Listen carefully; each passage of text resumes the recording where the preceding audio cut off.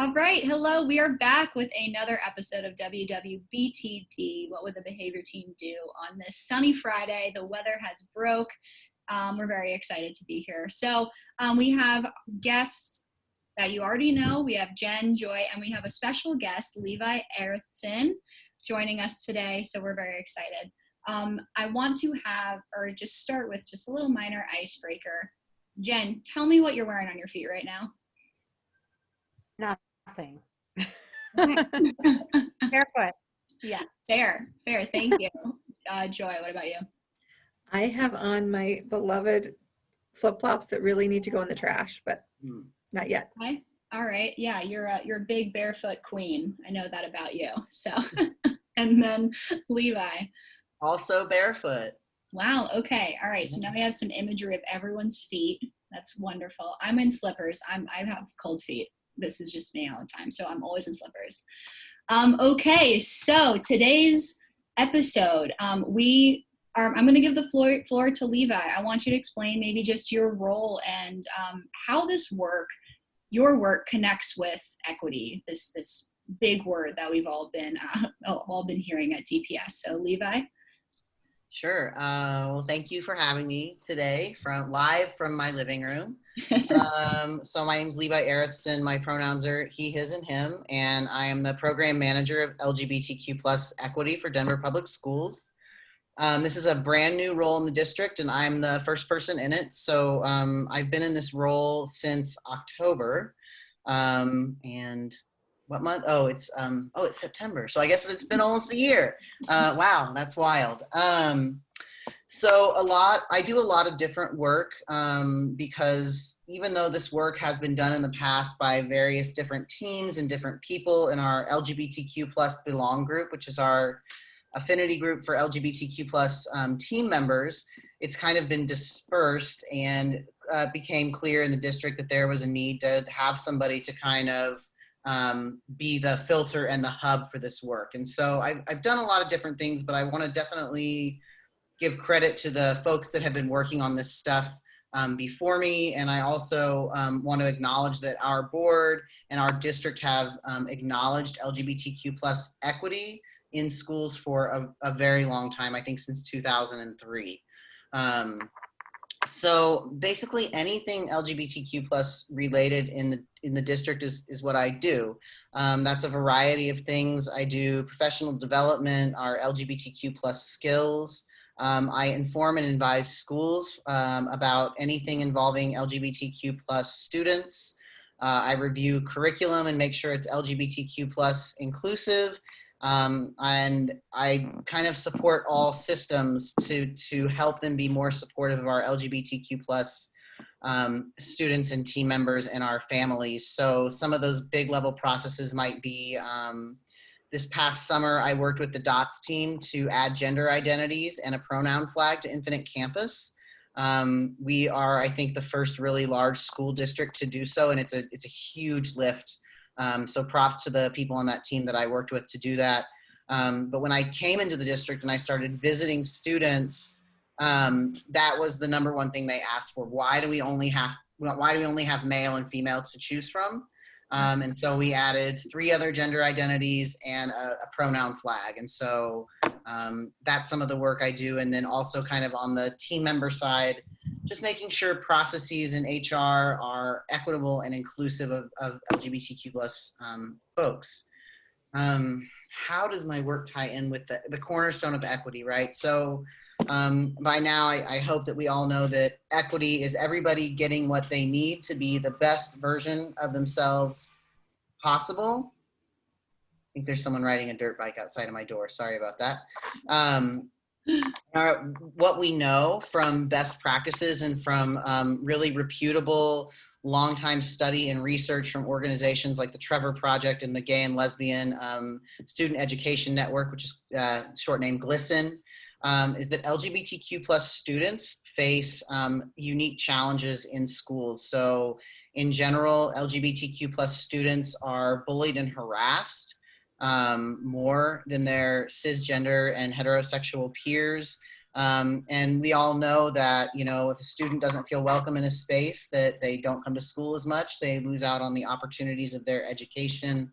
And often, you know, for LGBTQ plus students, there's also things like bias and targeting in terms of discipline and punishment. And that also pushes our LGBTQ plus students closer to the school to prison pipeline. And then, of course, and always worth mentioning is that our students have intersectional identities. So when our Black and brown LGBTQ plus students are faced with those intersecting oppressions, things can feel really, really challenging for them. And so, you know, equity work is about justice. It's about liberation. It's about seeing yourself. It's about feeling that you are heard and accepted in your space. It's not about tolerance, right? And this work is a part of that, right? Because that's what we're talking about, is all of our students, all of our team members feeling like they belong in Denver Public Schools. And we're not always going to agree, right? Like some people, like especially in my work with transgender students and non-binary students, like all LGBTQ students face challenges. Transgender and non-binary students face a very particular set of challenges in terms of social acceptance still. And that's not to say that gay and lesbian and bisexual and other students on the LGBTQ plus spectrum don't face particular struggles. But transgender and non-binary students face their own struggles. And things like our all gender restroom mandate, right? So that supports our students to be able to, frankly, go to the bathroom at school. And that's a real thing.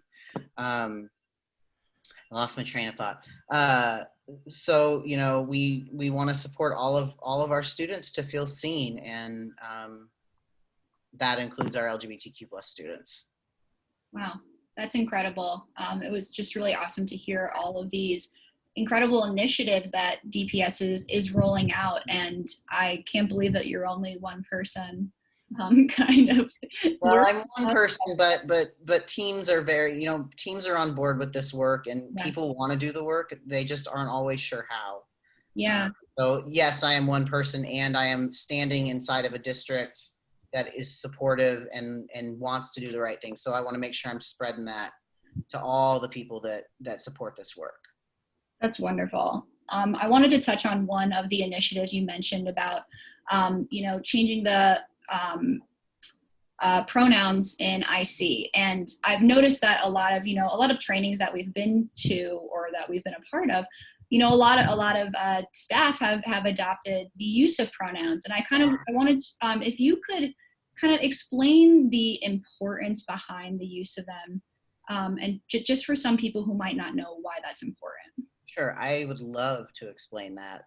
So pronouns are a really good way. It's a small way to show that you're an LGBTQ plus ally, because not everybody goes by the pronoun that you might associate with them, right? So often we make judgments about someone's gender identity based on how they look, or maybe different parts of their body that we perceive to be of a particular sex assigned at birth or gender identity. And that's just like not always true, right? So pronouns are a really good way for all people, no matter how you identify your sexual orientation or your gender identity, to feel seen and to feel liberated in terms of making sure that they're being called the correct pronoun. And particularly for transgender people and non-binary people, it opens up a space for them to talk about their pronouns without them being the only people talking about their pronouns. And, you know, sometimes, you think that, you know, or like I have a friend who works at CU Boulder, and they are very feminine presenting and look very feminine, but they use they pronouns and they identify as non-binary, right? And so that gives people a chance to talk about how they identify. And I think on a deeper level, it opens up a conversation about gender and gender identity, which I think are really important conversations. And, you know, pronouns, you know, there's a little bit of debate on pronouns, and some people don't feel comfortable sharing their pronouns, and that's okay too, right?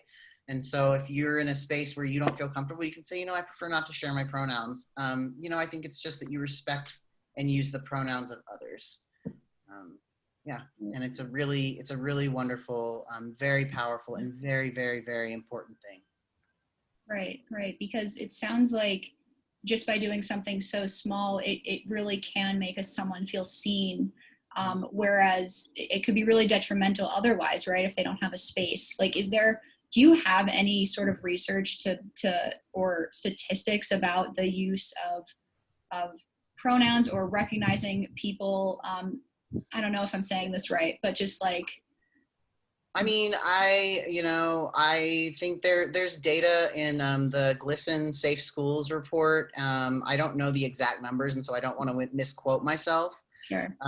But I do know that when LGBTQ plus youth feel seen and safe, statistically, they do better in school. They have better relationships with adults. They're a lot less likely to abuse drugs or alcohol, to practice self-harm, and, of course, to end their own lives.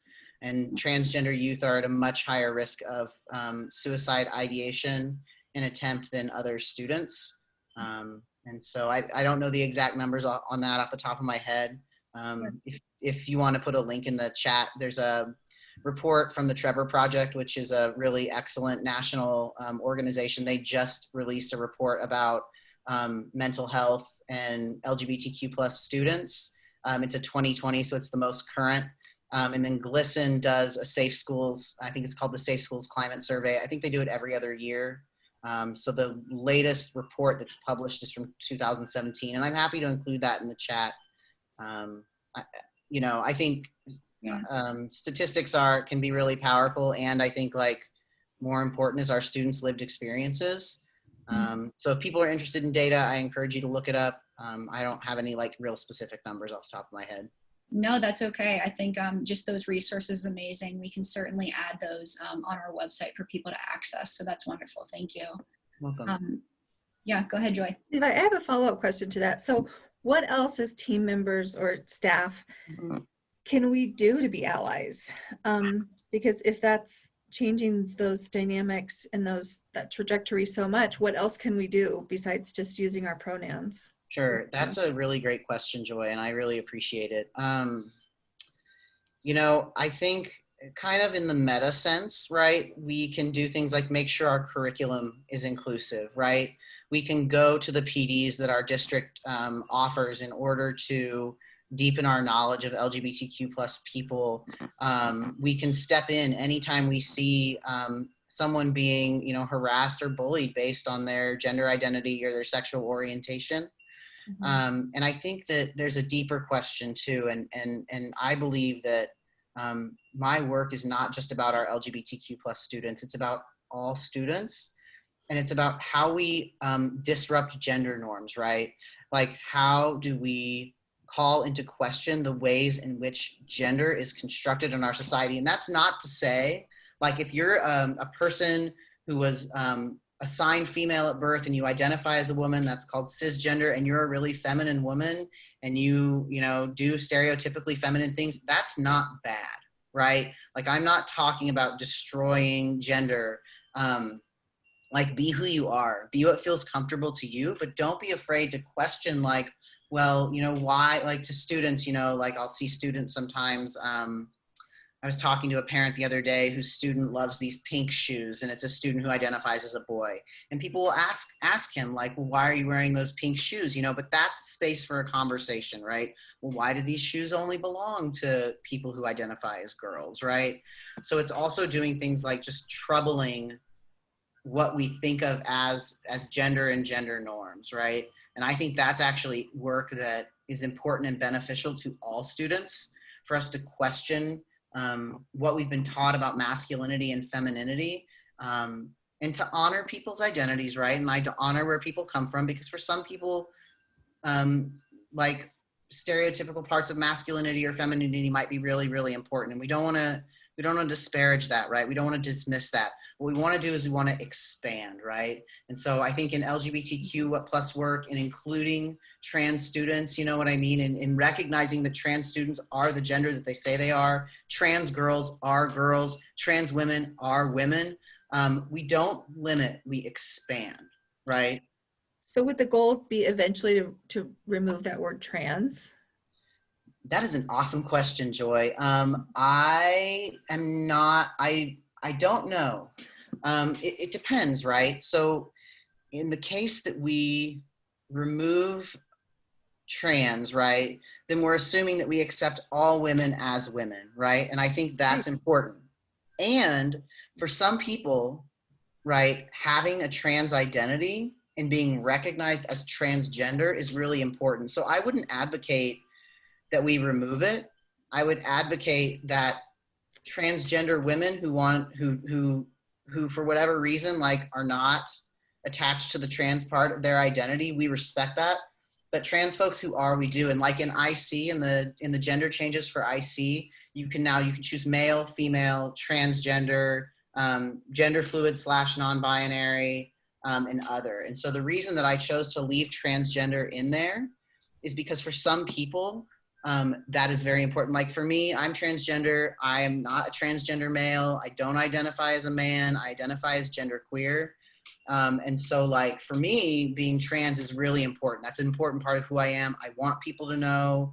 I want to talk about it. Like disrupting gender is very important to like my identity. But that is not to say that it should be for anybody else. And I think, you know, it really just depends. And I think, you know, I think it's very context dependent, I guess is what I'm saying. Well, one of the things I'm wondering is if we put that label on our students, does it change how people who haven't had your training, does it change how they approach those students? Like, do I want to call a student, if I'm talking to a colleague, do I want to say I'm working with a trans student? And you and I had this conversation about, you know, is that the behavior part of what we're dealing with, or is that just who they are? And so I just want to be really sensitive to how that's going to affect how other people are then going to treat that student. Does that make sense? Yeah, I mean, I think it's generally best practice to never tell anyone that your student is trans unless they've expressly and in written form given you consent to share that information. That's private information. And to share a student's transgender status is a violation of their FERPA rights. But I think if the student wants to be referred to as trans, you know, refer to the student as they want to be referred to. And I think that, you know, and we talked about like generally like a student doesn't have a behavior problem because they're transgender, right? There may be some internal struggle that they're having. They may not be in a supportive space. They may be getting bullied, and that may inform the behavior that they're demonstrating. But it's not because they're a transgender student. Does that make sense? Yes. Okay. Yes. I think that's a really important point to make. Can I drink water during this? Yeah. Sure. And I think Jen has a question. Yeah. I do have a question, and this is like so important, and I just appreciate you being on here, Levi. I just want to say that. I have a question. So in all honesty, since I've been with DPS, this is something very new to me. I honestly didn't even know that it was a thing. Like I just my ignorance, I guess. And I, you know, one of my first roles, I was told by a colleague that they wanted to be, they identified as they, them. And I said, absolutely. Like I will, you know, I usually would use that person's name if I was talking to him, but I've made mistakes. Sure. And I'm so scared of making a mistake because I know that can be triggering, or it could really, I just don't want to, I don't want anyone in my presence to ever feel like they're not seen or heard. Sure. And what is your advice around, you know, when you've been told that this is the way you identify and you make a mistake, or I don't know, I just need a little guidance around like, what would be the best way to handle that? Do I say it in the moment, oh my gosh, I'm so sorry? Or do I ask the person? What do I do when I make a mistake? Because I am still learning, and it's so sometimes it's so, it just comes out like one way or the other. And it might be totally incorrect. So I don't know, any guidance on that? It's okay to make mistakes. Like, and I appreciate your vulnerability. I think something I find often in this work is that people are really scared. They're afraid of doing the wrong thing. They're afraid of causing harm. And I think that is natural. And I think that it's normal when you don't know, You know, like, how do we know? Or, you know, I know I'm going to circle back to your question in a second. You know, I'm a white person, and I'm always doing my work on being a white ally, right? On being anti-racist, on disrupting and dismantling racist structures. I make mistakes all the time, right? We're always all learning and growing. And so it's okay to give yourself grace. You know, if you mess up someone's pronouns and you know they like use they pronouns, or like, let's say I'm talking about you, Jennifer, like, and I'm saying, oh yeah, Jennifer and I, we went up to the 14er for fries the other day, and she really likes mustard on her fries, and I think that's weird, right? So this is pre-COVID. We're not going to the 14er for fries. Just saying. Darn. But, you know, the best thing for you to do in the moment is just to correct yourself and move on. Don't stop and make a big deal about it, because then it becomes about you and like you feeling better. Just correct yourself and move on. That's it. And, you know, if you have deeper questions, like, I'm a person in the district, like, I don't mind people asking me questions. If something feels personal, I'll be like, I'm not going to answer that question. In general, though, you know, you can, I think Layla Saad says this about learning about white people learning about white supremacy. Like, don't ask your friends of color. Like, she says, Google the everything out of it, right? You want to make sure that, you know, in your work, deepening your information about LGBTQ folks, of course, you want to make sure that it is that it's progressive and that it's correct, right? So there is information out there that is very disparaging, especially to transgender women. It's very hateful, so you want to make sure you're avoiding that. But you can, you know, you can do your own research. There's some great books. There's some great websites. But know that, like, I mean, we're human beings. We make mistakes, right? And there's a difference between making a mistake and, like, doing something because you don't care or it's too hard. Those are different things, you know? So, you know, speaking from my own opinion, like, be gentle on yourself and be gentle with others around you, and know that, like, the vulnerability of learning is, like, so much more important than getting it right, you know? And I have to remind myself of that all the time, right? I do stuff all the time where I'm like, whoops. So, you know, just because I'm on the equity team and just because I'm a trans person and this is my area of expertise, it doesn't mean that I don't make mistakes. I mean, I misgender people every once in a while, and it's okay. You know, we keep working on our journey. Does that answer your question? Yeah, it totally does. Thank you so much. You're welcome.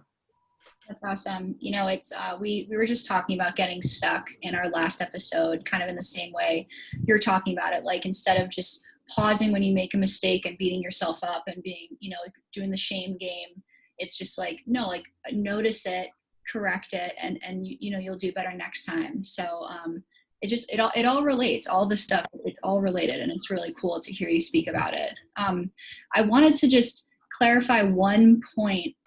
We've been talking a lot about gender identity versus sexual identity. Can you touch on that a little bit?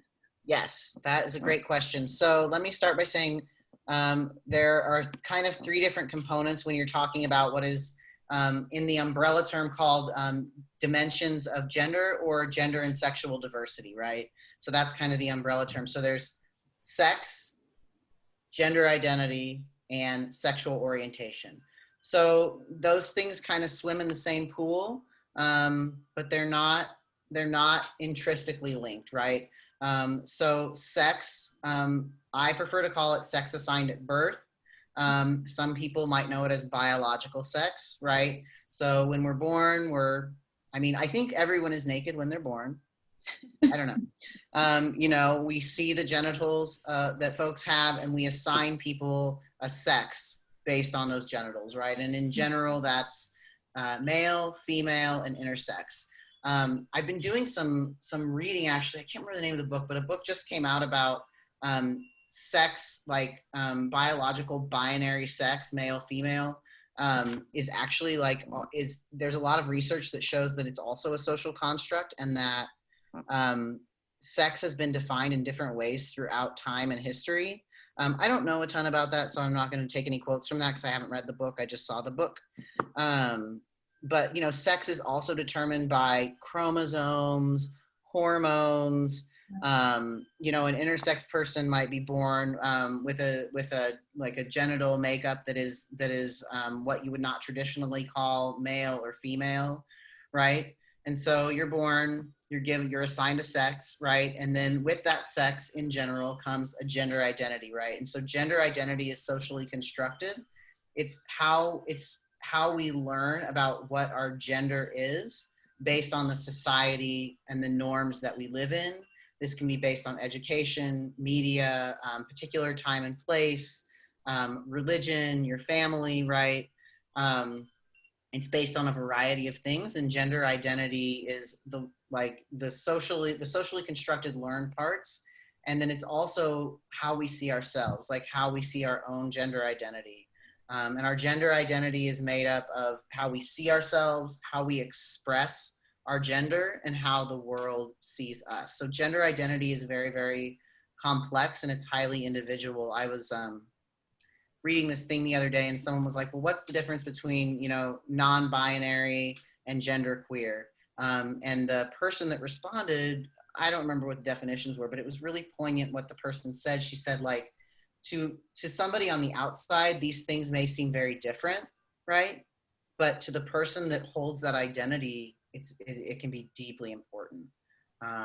So gender identity can be vast. Some people are very attached to binary gender identity, man, woman, girl, boy. Other people aren't.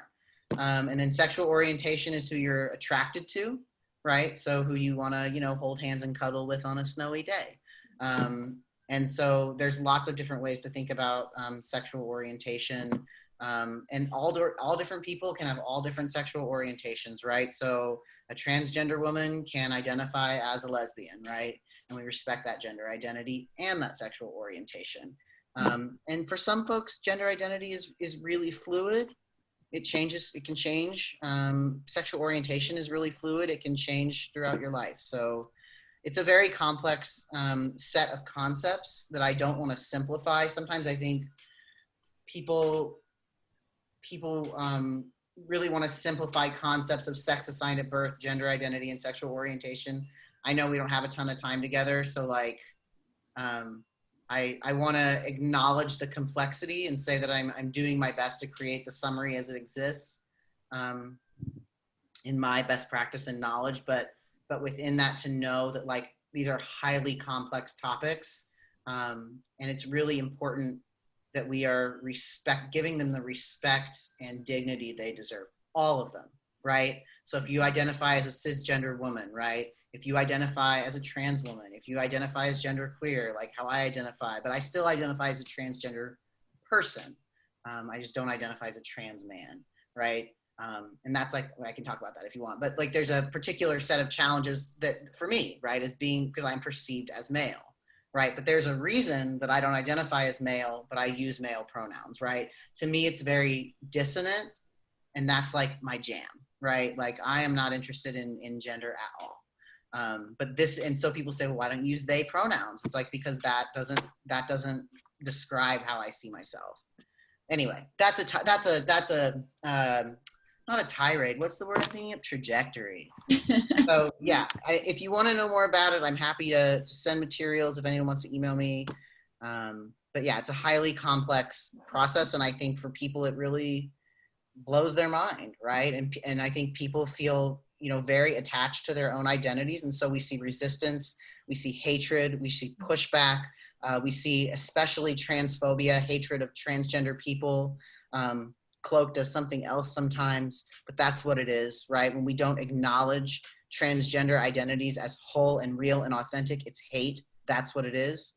But you have to really be willing to dig into the complexity of it, right? And on the flip of that, it's also really important to respect where people are at and how they identify, no matter who they are. Right. That was a long and winding answer, right? No, it was, but I mean, it's just so much, it's so much to digest. You're right. It is. It's like mind blown, right? Because for a lot of this content, it challenges what we've all been used to being exposed to, right? Like our society likes to categorize people. They like to simplify this stuff, right? So, you know, so So yeah, I think it's awesome. I think it's incredible that we are expanding, you know, and I really like how you said that before. We're not eliminating any previous gender identities or how people, you know, identify, but we are expanding to make it inclusive for everyone, and so everyone feels good about themselves in the world and how they're Right. perceived. And and sorting is important, right? Like when we're little kids, like, oh, I should eat this candy, but I shouldn't eat this rat poison. You know what I mean? I ate rat poison once. That's why I'm using it I thought it was powdered sugar. It's a long story. It's a really short story actually, but No.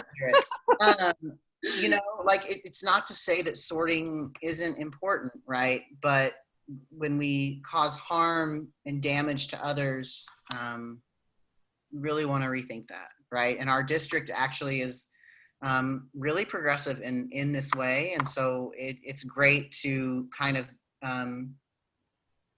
be steering that ship. Although I am certainly not the only person that constructed the ship, or whatever ship metaphor I'm going to use now. I'm going to stop using it. That's incredible. It makes me really happy to hear that we are a part of a district that is progressive and is willing to move forward in this. You know, and yeah, you've had nothing but good things to say about DPS. Is there? I want to be like, trying to think of how to phrase this. To do better. Yeah, either do better or also, or like what's ahead. You know, what's our next step? Sure. I mean, I definitely think there are things we can do better. I think that with all our equity work, we have a lot to do. We have bias. We have it's not like we finish this work and we're done with it and the district is perfect and the CELT team puts itself out of the job, right? That's the ideal, right? Is that we have an equitable district and I don't have a job anymore. Not ideal for me, but ideal for the world. But I think our HR processes need some work. I work with several trans staff who have challenges making sure that their email is correct in all the systems. And I think that's really, really hard for people. I think that, even though I think our district as a whole is very progressive, like LGBTQ plus training is not required for all staff, all team members, and I think that it should be.